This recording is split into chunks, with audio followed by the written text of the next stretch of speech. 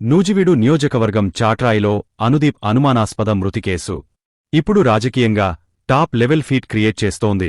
Janasena party జిల్లా అధికార ప్రతినిధి మరియు కొంతమంది జనసైనికులు చేస్తున్న ఆరోపణలపై మంత్రి పార్థసారథి తీవ్రంగా స్పందించారు. మానవత్వముందా మీకు అంటూ స్ట్రైట్ కౌంటర్ ఇస్తూ కులం, రాజకీయాల పేరుతో నిప్పు రాజేస్తారా అంటూ మంత్రి పార్థసారథి సీరియస్ వార్నింగ్ ఇచ్చారు. మృతుడి కుటుంబమే కులం, రాజకీయాలకు సంబంధం లేదు అని చెబుతుంటే కొందరు చేస్తున్న ప్రచారంపై మంత్రి మండిపడ్డారు. విదేశాల్లో ఉన్నా కూడా ఆ కుటుంబంతో నేరుగా మాట్లాడినట్టు వెల్లడించిన మంత్రి పార్థసారథి ఇండియాకు వచ్చిన వెంటనే మంత్రి పార్థసారథి మృతి చెందిన యువకుడి ఇంటికి వెళ్లి జిల్లా ఎస్పీకి స్పష్టమైన సూచనలు చేశారు. స్థానిక పోలీసులపై అనుమానముంటే వేరే టీంతో విచారణకు సిద్ధమని క్లియర్ సిగ్నల్ ఇచ్చారు. బాధలో ఉన్న కుటుంబాన్ని వదిలి సవాలమీద రాజకీయాలు ఆడితే ఊరుకోం. అసత్య ప్రచారం ఆపండి, లేకపోతే చర్యలు తప్పవని మంత్రి హెచ్చరించారు.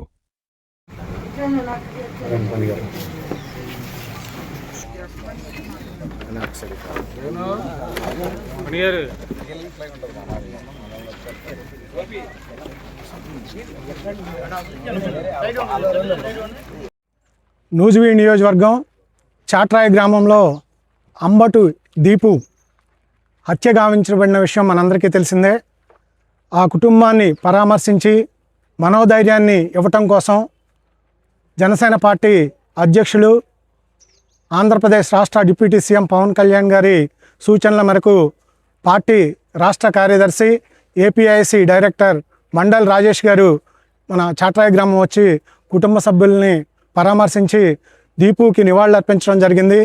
ఈ హత్యకు సంబంధించి ఈ నెల 11వ తారీఖు జరిగింది.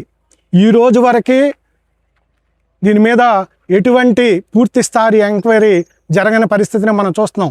ఆ రోజు నుంచి కూడా తల్లిదండ్రులు, బంధువులు, చాట్రాయి గ్రామ ప్రజలు, పెద్దలు అనుమానం వ్యక్తం చేస్తున్నారు ఇది హత్య, ఆత్మహత్య కాదని చెప్పి.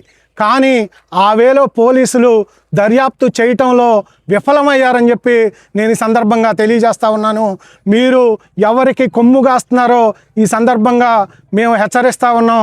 దీనిలో గనక దోషుల్ని మీరు కొమ్ముగాసి కాపాడాలని చూస్తే గనక పవన్ కళ్యాణ్ గారు చూస్తూ ఊరుకోరు, మీ సంగతి తేలుస్తారని చెప్పి సందర్భంగా హెచ్చరిస్తూ ఉన్నాం. మంత్రి గారు నిన్న వచ్చి కుటుంబానికి భరోసా ఇచ్చారని చెప్పి తల్లిదండ్రులు చెప్తున్నారు. మీరు 11వ తారీఖు జరిగితే 10 రోజుల తర్వాత ఈరోజు కుటుంబాన్ని పరామర్శించారంటే దీన్ని బట్టి మాకు కూడా అనుమానాలు ఉన్నాయని చెప్పి మేము తెలియజేస్తూ ఉన్నాం. మీరు నిన్న వచ్చి కుటుంబాన్ని పరామర్శించి ఫోన్లో ఏదైతే మాట్లాడారో అది 10 రోజుల క్రితమే మాట్లాడితే ఆ కుటుంబానికి న్యాయం జరిగి ఉండేదని చెప్పి తెలియజేస్తూ దీనికి గనక ఆ కుటుంబానికి జనసేన పార్టీ, రాష్ట్ర పార్టీ అండగా ఉంటుంది. న్యాయం జరగకపోతే గనక పెద్ద ఎత్తున ఆందోళన చేపట్టైనా ఆ కుటుంబానికి న్యాయం జరిగే వరకు పోరాడతామని చెప్పి తెలియజేస్తా ఉన్నాం. ఆ మాట్లాడేవాడి స్థాయి ఏంటో మీరు ఆలోచించారు. ఎవరు మాట్లాడారు నాకు తెలియదు. నేను దేశంలోనే లేనప్పుడు ఏ విధంగా వస్తారనుకుంటారు? అంత దిగజారి మాట్లాడాల్సిన అవసరం ఏంటి? అంటే మనిషి చనిపోయాడనే బాధ లేదు. ఆ కుటుంబం అంతా బిడ్డ చనిపోయాడనే శోకంలో ఉంటే ఈ ఎదవలకి కొంతమందికి ఈ రాజకీయం చేయటం ముఖ్యం అనిపిస్తా ఉంది. మంత్రి గారు చూస్తేనే ముఖ్యమంత్రి మంత్రి గారు చూస్తే తప్పకుండా అక్కడి నుంచి నువ్వు చేసిన దరిద్ర పనుల కంటే కూడా నేను వారినే నేరుగా లైన్లో పెట్టుకుని సిఐకి, ఎస్ఐకి కూడా గట్టిగా ఆదేశాలు ఇచ్చాను.